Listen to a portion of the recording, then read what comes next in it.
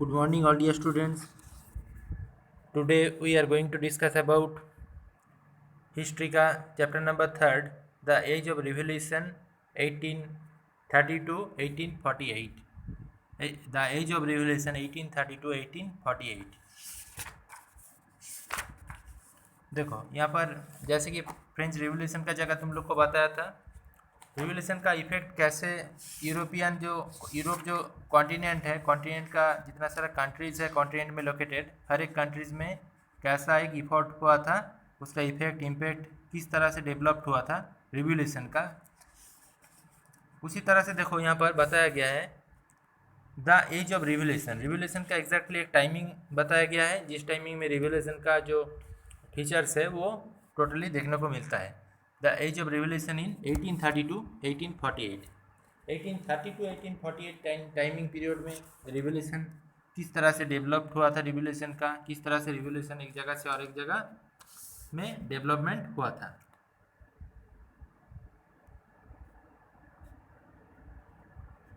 देखो सबसे पहले देखो, as conservative regime third to the consolidate their power, liberalism and the nationalism came to the increasingly associated with the revolutions in many regions in the Europe as such as the Italian and the German state। देखो पहले बताया था liberalism क्या है। Liberalism एक particularly freedom condition है। Liberalism जो word है वो लिबर्टी वर्ड से आया है। लिबर्टी जो वर्ड है उसका मीनिंग है फ्री, और जिसको बोल सकते हो फ्रीडम। फ्री और फ्रीडम दोनों बोला जाता है लिबर्टी का मीनिंग। तो लिबर्टी से लिबरलिज्म आया है। यूरोपियन कॉन्टिनेंट में, यूरोप जो कॉन्टिनेंट था वहाँ पर जितना सारे कंट्रीज था 18th सेंचुरी में, वहाँ पर लिबर्टी का जो कॉन्सेप्ट है वो सबसे ज़्यादा यूज़ होता था। लिबर्टी क्या है, किससे रिलेटेड है, मतलब हर एक नेशंस का कंस्ट्रक्शन हो गया बट वो नेशन नहीं बना, उसका उसमें डिफरेंसेस है। अलग अलग नेशन का अलग अलग सिंबल है। उसका जो नेशनल फ्लैग जो है, नेशनल फ्लैग नेशनलिटी का सिंबल है, उसका भी डिफरेंसेस देखा गया है। किसी वर्क परसेप्शन में इक्वलिटी नहीं है, हर जगह में एक डिफरेंस कंडीशन देखा गया है। इसी को बोला जाता है डिफरेंसेस और अनबिहेरेबल कंडीशन। यहाँ पर देखो इसी तरह से जितना सारा कंट्रीज है यूरोप में, जैसे कि जर्मनी, फ्रांस, इटाली, स्वीडन, जितना सारा कंट्रीज है, सब कंट्रीज़ का क्या मकसद था, टारगेट क्या था, लिबरलिज्म को रिस्पेक्ट देना, लिबर्टी का कंस्ट्रक्शन करना, मीन्स एक फ्रीडम नेशन बनाना जहाँ पर ऑल वर्क जो परसेप्शनली जितना सारा वर्क डेवलप्ड होता है ऑल वर्क फ्रीली किया जा सके। इसी तरह से नेशनलिज्म धीरे धीरे क्या हुआ, वहाँ पर डेवलप्ड हुआ। देन उसके बाद देखो Europe such as the Italian and the German state. Europe में जो इटालियन जितना सारा स्टेट था, मतलब एक एक नेशन को एक एक स्टेट का साथ यहाँ पर इमेजिन किया गया है, जहाँ पर इटालियन स्टेट है, जर्मन स्टेट है, the provinces of the Ottoman Empire, Ireland and Poland. यहाँ पर ऑटोमन एम्पायर, ऑटोमन का जो जिसको प्रदेश बोल सकते हो, जो एरिया था उसमें कौन कौन सा एक जगह था एग्जैक्टली यूरोप में देखो आयरलैंड है, पोलैंड है, जहाँ पर ऑटोमन जो एम्पायर था उसका रूल रेगुलेशन चल रहा था। जगह को याद रखो, आयरलैंड एंड पोलैंड, पार्टिकुलरली ये जो जगह बताया गया यहाँ पर ऑटोमन एम्पायर का रूल रेगुलेशन चल रहा था। These revolutions were led by the liberal nationalists belonging to the educated middle class, either the among were profession school teachers, clerks and member of the commercial middle classes। इस revolution में जितना सारा members था society का, जो middle class में include किया जाता है, जिसका एडुकेशन लेवल जो है, एडुकेशन परसेप्शन जो है वो थोड़ा सा डेवलप्ड है, उसी क्लास को, मतलब उसी ग्रुप को मिडिल क्लास माना जाता है, जो फ्रेंच रेवोल्यूशन का टाइमिंग में भी माना गया था। जो थर्ड स्टेट का एडुकेटेड मेंबर है, जिसका पास एडुकेशन का नॉलेज है, शिक्षा का ज्ञान है, जिसका इकोनॉमिक कंडीशन भी थोड़ा डेवलप्ड है, उसको मिडिल क्लास में इंक्लूड किया गया। उसमें से कौन कौन था यहाँ पर एडुकेटेड मिडिल क्लास, देखो बताया गया professors, school teachers, clerks and members of the commercial middle class. जो कॉमर्शियली डेवलप्ड था, डेवलप्ड जनरेशन था और डेवलप क्लासेस था, मिडिल क्लास में उसको इंक्लूड किया गया। तो वो भी एक इम्पॉर्टेंट रोल था उसका भी, इसका लिए फ्रेंच रेवोल्यूशन का लिए। मतलब यूरोप में जो रिवोल्यूशन पर्टिकुलरली नेशंस का कंस्ट्रक्शन का पर्पस, उसका भी एक इम्पॉर्टेंट रोल देखा गया है। The first affiliated took place in the France in July 1830। सबसे पहले मतलब जुलाई 1830 को इसका जो प्लेस टू प्लेस जो डेवलपमेंट देखा गया था। The Bourbon kings who had been restored for the power of during the conservative reach or after। यहाँ पर बुर्बन किंग मीन्स किसको बोला जा रहा है? Bhurban Kings means Bhurban family से अराइव किया था लुइस 16, जो फ्रेंच सोसाइटी मतलब फ्रेंच रेवोल्यूशन का टाइमिंग में जिसको जो मोनार्की था, जो गवर्नमेंट था, उसको माना गया था लुइस 16 को। तो वो कौन सा फैमिली से अराइव किया था? बुर्बन फैमिली से। तो उसका एक इम्पॉर्टेंट सीरीज देखो, उसका जो पावर था, पावर क्या हो गया? लो हो गया। मतलब वो किंग रहेगा ऐसा रूल बना नेशन में जब नेशनलिज्म यूरोप में डेवलपमेंट हुआ, नेशनलिज्म का विस्तार हुआ, उस टाइम में ऐसा रूल बनाया गया कि उसका पावर, उसका हद, उसका वो जस्ट किंग रहेगा और पावर जो है ऑल पावर उसमें उसका नहीं रहेगा, लिमिटेड रहेगा। उसका जो पावर था टोटल वो लिमिटेड है और लिमिटेड पावर के बेसिस में वो ऑल वर्क करेगा, कर सकता है। The conservations of reached in 1815। 1815 को ये रूल लागू हुआ। Were now overthrown by the liberal revolution nationalism who installed at the continuously constitutional monarchy with Louis Philippe at the head। उसके बाद देखो जो कॉन्स्टिट्यूशनल मोनार्की है, मतलब वो क्या किया, उसके बाद लुइस फिलिप जो है वो आया और उसका जो वर्किंग परसेप्शन, उसका डेवलपमेंट देखा गया। व्हेन द फ्रांस स्नेजेस मैटेचरिन वांस the remark.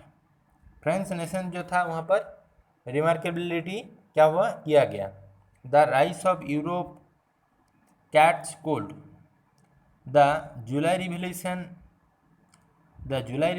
sparked and the upspreading in the Barles which the lead of the Belgium breaking away from the United Kingdoms of the Netherlands। July revolution जो है वो Belgium से लेके Belgium में उसका मतलब ख़त्म हो गया, ब्रेक हो गया, फिर वो कहाँ पर गया? नीदरलैंड में वो देखा गया। सेम जुलाई रिवोल्यूशन कहाँ पर हुआ? बेल्जियम में ब्रोकन होने के बाद नीदरलैंड में जुलाई रिवोल्यूशन का डेवलपमेंट हुआ। बहुत सारा रिवोल्यूशन हुआ। फ्रेंच रिवोल्यूशन को छोड़ के यूरोपियन जो कॉन्टिनेंट है वहाँ पर all over many types of revolution क्या फॉलो किया गया। देन उसके बाद देखो, an event that the mobilised nationalist feeling among the educated elite across the Europe was the Greek War of Independence। Europe में क्या हुआ? Greek war of independence. Greek का जो मतलब जो सोशली पॉलिटिकली प्रॉब्लम चल रहा था, जो इंडिपेंडेंट सोसाइटी नहीं बना था, कॉन्स्ट्रक्शन नहीं हुआ था, उसको इंडिपेंडेंस करने का लिए ग्रीक का वार देखा गया। मतलब Greek war of independence European societies में लागू हुआ। ठीक। Greece had breath the part of the Ottoman empire since the 15th century. Greek जो था वो ऑटोमन एम्पायर का एक पार्ट था। किस टाइमिंग में? 15th century. टाइमिंग पीरियड को तुम लोग को याद रखना है, बहुत ही इंपॉर्टेंट जगह है ये, कि 15th सेंचुरी में ग्रीक जो था वो ऑटोमन एम्पायर का एक पार्ट था। ठीक। उसके बाद देखो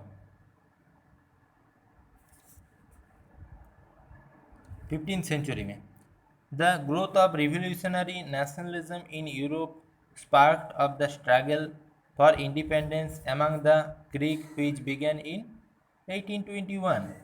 ग्रीक मतलब नेशनलिज्म ग्रीक में स्टार्टिंग हुआ। उसके बाद देखो जो रिवोल्यूशन है, जो नेशनल रिवोल्यूशन चल रहा था ऑल कंट्रीज़ में यूरोप का, वहाँ से वो स्पार्क होके स्ट्रगल फॉर द इंडिपेंडेंस, वो नेशनल रिवोल्यूशन जो है, नेशनल मूवमेंट जिसको बोला जाता है, वो किसका रूप लिया? नेशनल मूवमेंट जो था वो उसका जो शेप था वो चेंज होके क्या हो गया? Struggle of independence. Independence society बनाने का लिए, इंडिपेंडेंस स्टेट बनाने का लिए, इंडिपेंडेंस नेशंस का कंस्ट्रक्शन करने का लिए जो वार चल रहा था वो स्ट्रगल ऑफ इंडिपेंडेंस नाम से फेमस हो गया। Among the Greek which began in 1821। Greek में ये 1821 को देखा गया। ग्रीक में स्ट्रगल ऑफ इंडिपेंडेंस जो है वो 1821 में देखा गया। मीन्स ग्रीक में जितना सारा पॉपुलेशन था सब लोग इंडिपेंडेंस सोसाइटी बनाने का पर्पस, इंडिपेंडेंस नेशन बनाने का लिए सब लोग वार में इन्वॉल्व हो गया, एक साथ वार करने का परसेप्शन ले लिया। देन उसके बाद देखो, nationalist in Greek got support from the Greek living in the exile and the also from the many West European who had sympathized and the ancient Greek culture।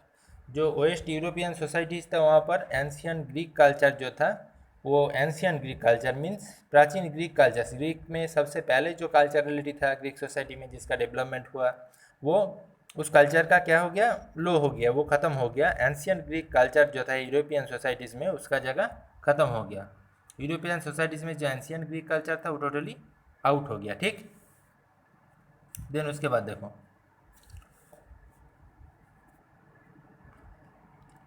poets and artists leaded Greek as the creed of the European civilizations and mobilized public opinion to support its struggle against the Muslim Empire। वहाँ पर जितना सारा poets था, कहाँ पर, Greek का, particular Greek nation का जगह बताया गया है, उससे रिलेटेड टोटल यूरोपियन सोसाइटीज़ का जगह बताया गया है। पोइट्स था, पोइट्स पता है सबको, आर्टिसेंट्स जो ड्राइंग कर रहा था, पेंटिंग कर रहा था, पेंटिंग का थ्रो मतलब पॉपुलेशन को इंस्पायर कर रहा था, किसका लिए, रिवोल्यूशन के लिए। पोइट्स जो है वो भी इंस्पायर कर रहा था, बहुत सारा राइटिंग मतलब पर्पस बहुत कुछ। उस तरह से क्या हो गया, जो टोटल जनरेशन है, यूरोपियन जनरेशन, यूरोपियन सिविलाइजेशन, उसमें एक मोबिलाइज्ड, वो चेंज हो गया, उसका परसेप्शन एक रिवोल्यूशन का मतलब स्ट्रक्चर ले लिया।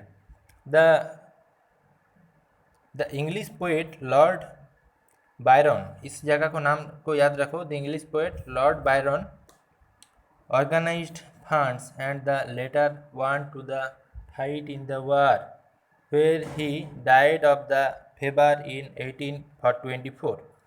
जो इंग्लिश पोएट था जिसका नाम था लॉर्ड बायरन जो इंग्लिश पोएट था, उसका वो ऑर्गेनाइज किया, क्या ऑर्गेनाइज किया, particularly fight of the war में कैसे फाइट कर किया जाए, इसका पीछे बहुत सारा बुक लिखा, उसका परसेप्शनल डेवलपमेंट किया और धीरे धीरे वो रिवोल्यूशन का सपोर्ट किया।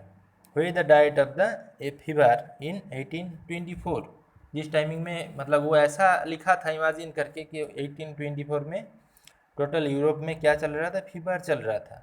Finally the treaty of Constantinople of 1832, उसके बाद कॉन्स्टेंटिनोपल का जो ट्रीटी हुआ था वो इस टाइमिंग में हुआ था 1832। जिस साल को एक एक टाइमिंग पीरियड को याद रखो, बहुत ही इंपॉर्टेंट जगह है। 1832 को कॉन्स्टेंटिनोपल का जो ट्रीटी वो हुआ था।